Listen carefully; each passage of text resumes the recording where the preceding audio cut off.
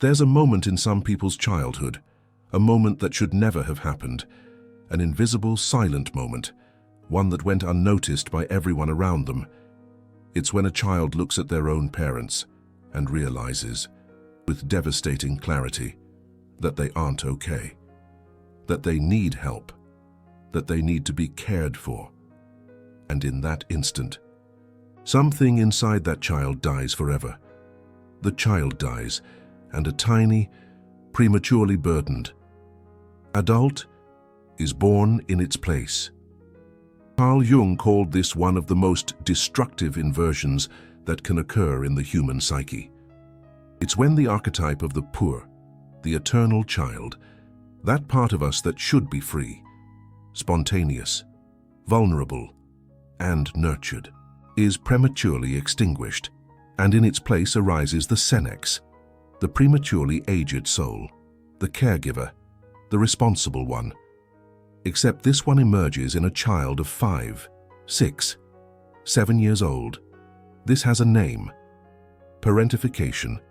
And if you're watching this video, there's a very high chance that this happened to you, that your childhood was stolen, in a way so silent, so invisible, that you spent decades without even realizing it, that you grew up believing that this was simply how things were, that children take care of parents, that children bear the family's emotional weight, that children don't have the right to need anything. Over the next few minutes, I'm going to reveal the 5 undeniable signs that you were parentified in childhood. 5 scars that parentification leaves on the psyche. Scars that continue to control your adult life, decades later. But more importantly than that, I'm going to show you what Jung discovered about how this wound can be healed, how the inner child you thought had died can be rescued, how you can finally learn to receive care. After a lifetime of only knowing how to give, hold on to that. Because what I'm about to reveal changes everything about how you understand your own story. Parentification is one of the cruelest and most invisible forms of child abuse, and I use the word abuse deliberately, because that's exactly what it is. Except it doesn't leave visible marks. It doesn't involve yelling, hitting, physical violence. It's a silent, structural abuse that happens every day in millions of families, and that most people don't even recognize as abuse. Here's how it works. A child is born into a family where the parents, for whatever reason, are unable to adequately fulfill their role as parents. Maybe they're emotionally immature. Maybe they have their own unresolved traumas. Maybe they're narcissists, depressed, anxious, addicts, or simply emotionally unavailable. The specific reason varies, but the outcome is always the same. The parents need something that they should be giving. They need emotional care. They need stability. They need someone to hold them, to validate them, to take care of them. And because they don't have that from another adult, because their marriages are dysfunctional, or because they're overburdened single parents, or because they simply never develop the ability to regulate their own emotions, they turn to the most available source, their children, and the child, who is biologically programmed to bond with their parents at any cost, who literally needs their parents to survive, does what any child would do. They adapt, they perceive, with that uncanny emotional intelligence that young children have, that their parents need something, and they offer themselves to give it. At 5 years old, they're already asking their mother if she's okay when they sense that she's sad. At 7, they're already mediating conflicts between their parents. At 10, they're already their mother's emotional confidant, listening to stories about the marriage's issues, about the frustrations, about the hurts. At 12, they're already taking care of their younger siblings as if they were their mother. At 15, they're already managing the house, paying emotional debts that should never have been theirs. And the most devastating thing of all, they don't know that this is wrong. They think this is how families work. They think this is how love works. They think their role in the family is this: to care, to hold, to keep everything running, to be strong so that others don't fall apart. Jung identified that what happens in this process is a catastrophic archetypal inversion. In a healthy psyche, there's a natural hierarchy. The parents represent the archetype of the great father and the great mother.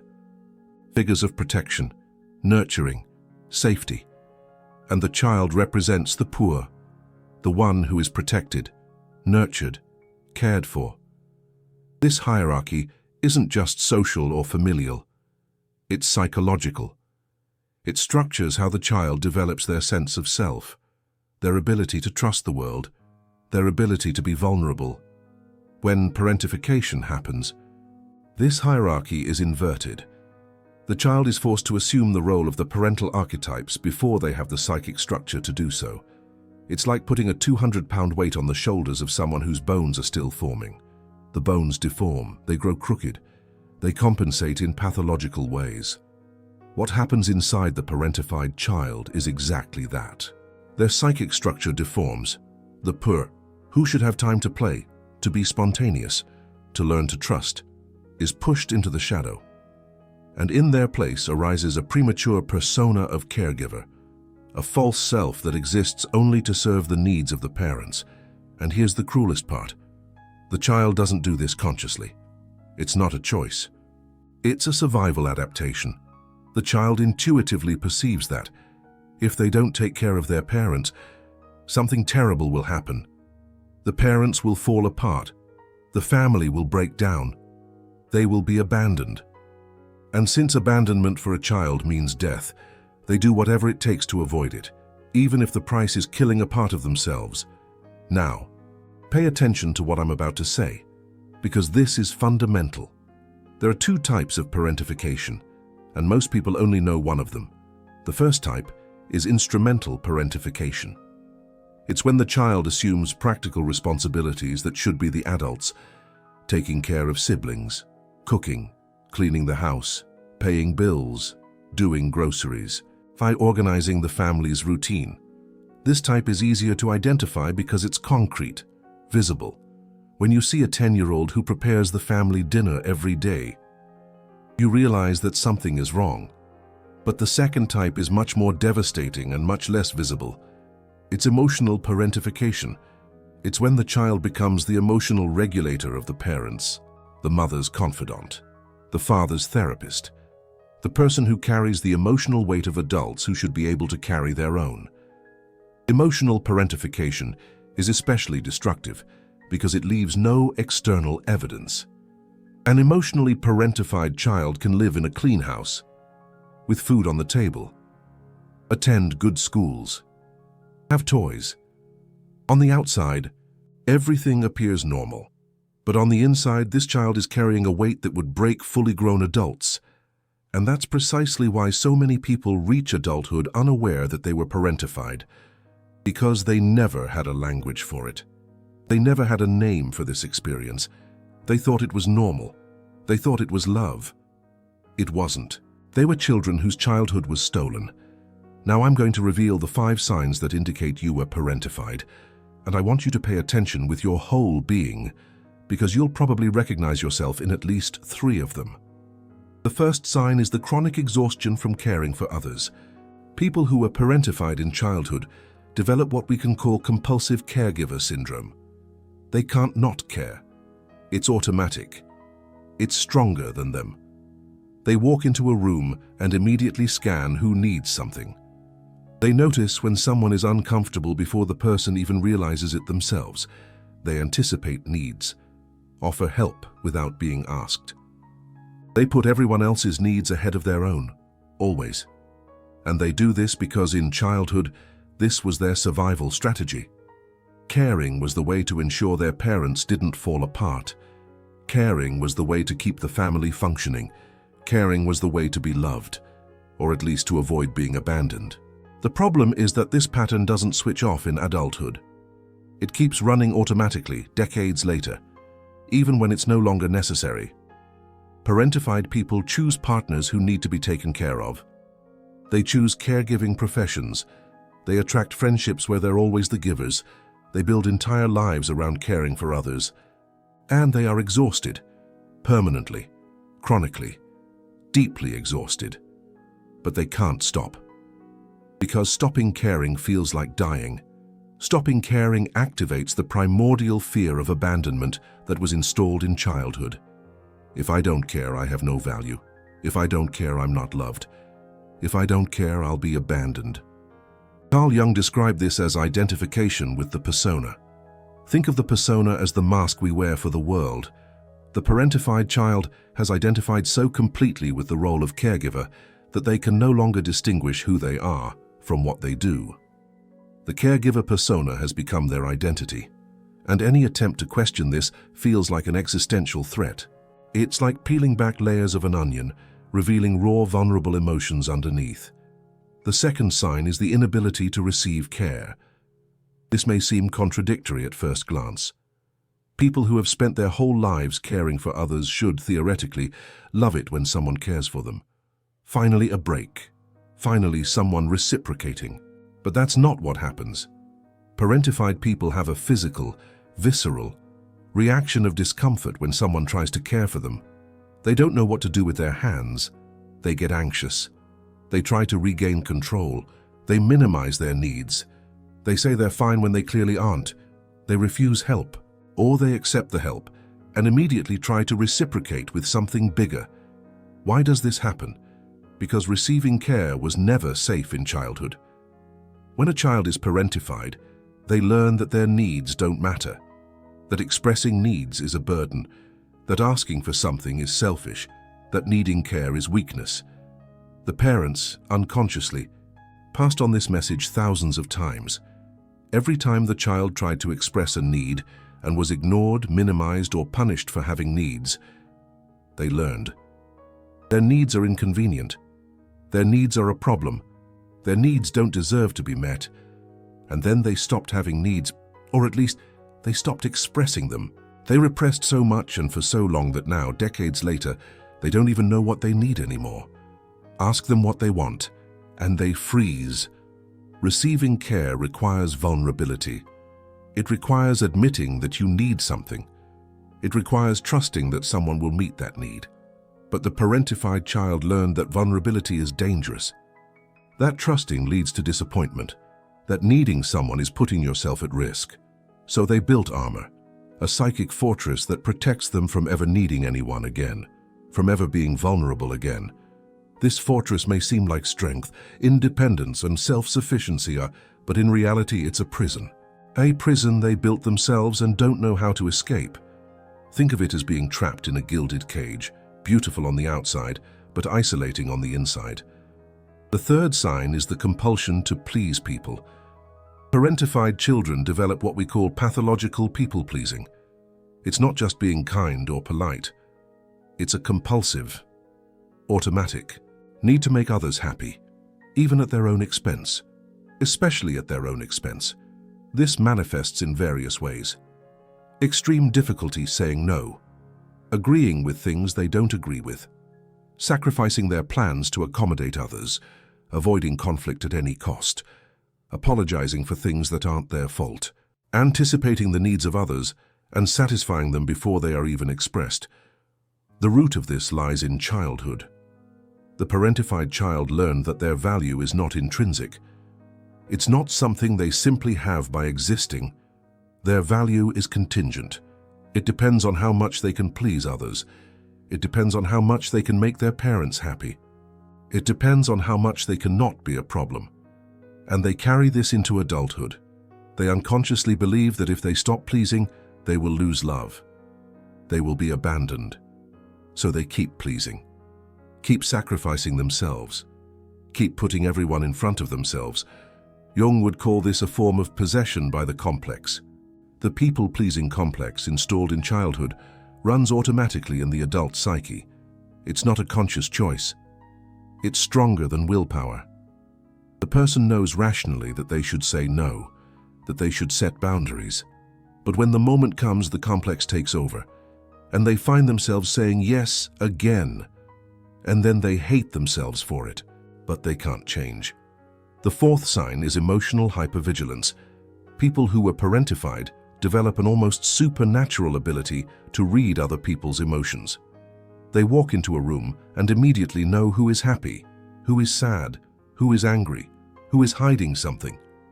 They notice micro-expressions, detect subtle changes in tone of voice, anticipate emotional explosions before they happen. This may seem like a skill, and in certain contexts, it's useful. But it's not a skill that was developed for their benefit. It was developed for survival. In childhood, the parentified child constantly needed to monitor their parents' emotional state, because the parents' emotional state determined everything. If the father was in a good mood, the day would be safe. If the mother was angry, it was better to disappear. If there was tension in the air, something needed to be done to alleviate it before it exploded. This constant monitoring, it creates a nervous system permanently on high alert. The child never relaxes, never shuts down, never simply is present. They're always scanning the environment for emotional threats, and it doesn't stop in adulthood. Parentified individuals can't simply be in a room without monitoring everyone around them. They can't have a conversation without analyzing the micro-expressions of the person they're talking to. They can't relax at home because they're constantly attuned to the emotional state of their partner, their children, whoever is nearby. It's exhausting, it's draining, and it's completely unconscious. They've been doing it for so long that they don't even realize they're doing it. They think everyone functions this way. They think it's normal to live in a permanent state of emotional alert. It's not normal. It's the result of a childhood where relaxing was never safe. The fifth sign, and perhaps the most painful of all, is the lost inner child. Parentified people often have extreme difficulty with anything involving lightness, spontaneity, playfulness, fun without purpose. They can't simply relax and enjoy themselves. They feel guilty when they're not being productive. They don't know what to do with free time. They have difficulty accessing genuine joy. Why? Because their inner child, the Puer in Jung's language, it was assassinated too early. A normal child is allowed to be a child, allowed to play, to be irresponsible, to do things without purpose simply because they're fun. They're allowed to be cared for, protected, to not have to worry about the problems of the adult world. But the parentified child never had that permission. From a very early age, they had to be serious, had to be responsible, had to carry weights that were not theirs. They couldn't simply play while mom was crying in the kitchen. They couldn't be carefree while dad was having a crisis. They couldn't be a child when the adults around them needed them to be an adult. And then the Puer, that marvelous archetype of spontaneity and childlike joy, was pushed into the depths of the shadow, buried, forgotten, given up for dead. Decades later, this adult looks at children playing and feels something strange, a mixture of nostalgia, sadness, and anger that they can't explain, because they never had that, never was free like that, never could simply be a child. And the cruelest part is that they often don't even know what they've lost. You can't miss something you never had. But the wound is there, silent, deep, bleeding for decades without anyone noticing. Now, pause for a moment before we continue. If what I've just described is resonating deeply with you, I need you to know something fundamental. None of this was your fault. You were a child doing what children do, trying to survive, trying to be loved, trying to keep the family together. You had no choice. You had no power. You had no capacity to understand that what was happening was wrong. The adults around you failed you, not necessarily because they were evil, probably because they were also parentified as children, probably because they also carried unhealed wounds, probably because they had no awareness of what they were doing. But still, as they failed, and you paid the price, and now as an adult, you have something you didn't have as a child. You have awareness. You have words for your experience. You have the ability to choose differently. Because here's the truth that Carl Jung discovered, and that can transform everything. Parentification doesn't have to be your psychological death sentence. The Puer that you thought had died didn't die. It was buried alive, and it can be rescued. Let me tell you about Sarah. Sarah was 43 years old when she finally understood why her life was the way it was, why she was always exhausted, why she attracted partners who needed to be taken care of, why she couldn't say no, why she felt a strange anguish every time someone tried to do something for her. She had grown up with a depressed mother and an emotionally absent father. From the age of 6, she remembered asking her mom if she was okay when she noticed her mom was sad. At 8, she was already taking care of her younger brother while her mom stayed in bed for days. At 12, she was the one who did the grocery shopping, paid the bills, kept the house running, and she thought it was normal. Thought that's how families were. No one ever told her it was wrong.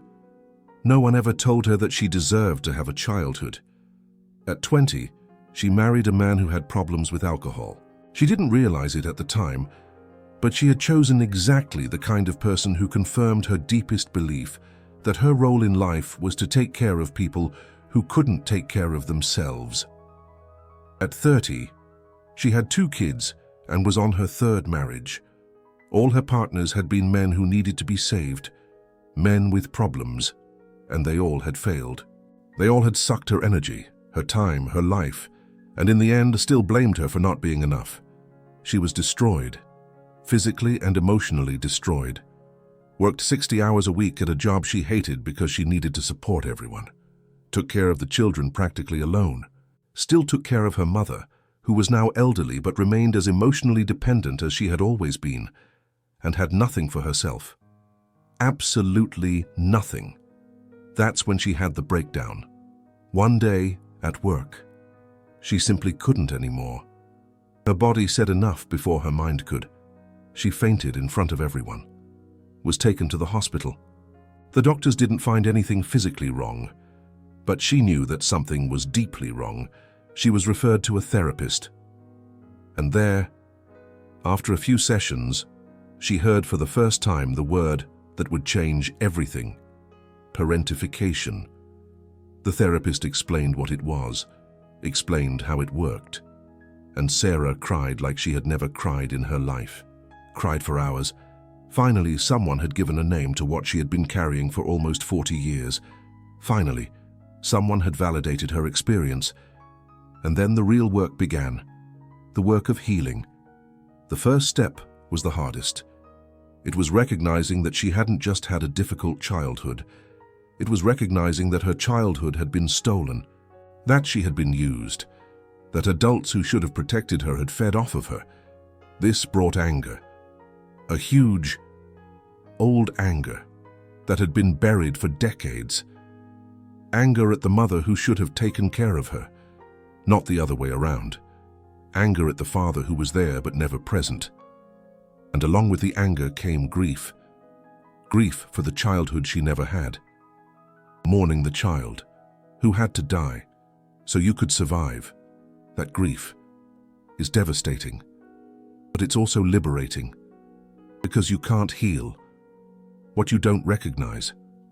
Olivia spent months processing, allowing all those buried emotions to finally surface. And then, gradually, something started to shift. She began to notice the patterns in real time, when she was about to say yes to something she wanted to say no to, when she was about to take care of someone at the expense of herself. The first time she said no, it was terrifying, literally terrifying. Her body panicked. Her mind screamed that she was selfish, bad, cruel, that she was going to be abandoned, but she held her ground. She said no, and the world didn't end. That was the first crack in the fortress, the first fissure in the armor she had built 40 years ago, a year after the breakdown. Olivia was a different person, not completely healed, but profoundly transformed. She had established boundaries with her mother. Her mother didn't like it. She cried, manipulated, and accused.